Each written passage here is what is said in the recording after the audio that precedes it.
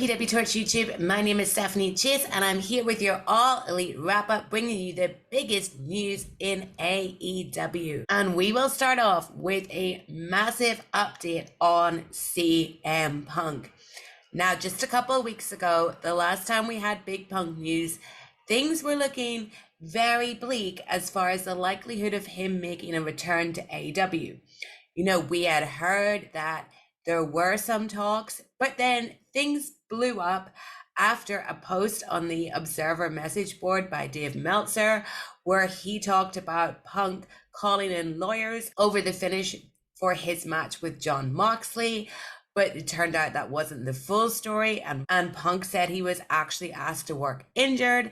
Then he called Chris Jericho a stooge, and yeah, things were looking pretty bad. But now we have some more positive news on CM Punk's future, as on Thursday, Fightful Select reported that tentative plans are in place to bring back CM Punk to AEW this summer. Yes, Punk is expected to be back in time for the AEW Dynamite show in Chicago on June 21st.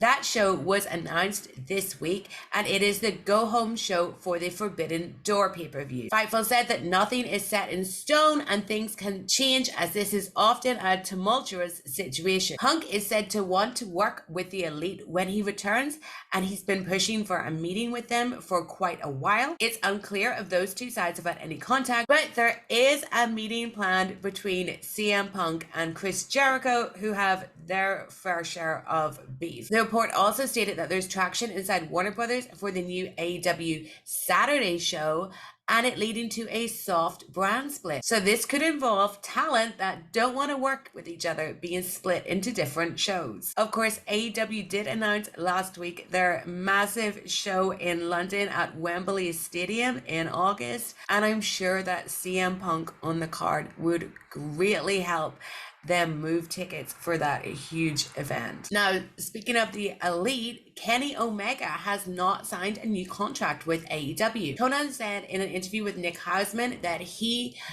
assumes Omega's re-signed with the company. However, Dave Meltzer has confirmed that this is not true. Dave said that Kenny's original contract was extended due to injuries, so he's still under contract until like November or December, but he has not signed a new deal. AEW is also currently hoping to lock the Young Bucks into new deals as well. Speaking of contracts, it feels like a Matt Hardy script, but FTW confirmed during the taping of Rampage that they've signed new contracts with AEW, and these are for 4 years, and they added that they plan to retire when their contract comes to an end. On his podcast, Dax said that him and Cash decided to re-sign and cited their relationship with Tony Khan as one of the main reasons, and that the best course of action for him and his family were for him to stay in AEW. Dax has recently been really pushing for a match to happen at Wembley's All-In show, where he teams up with CM Punk against the Elite.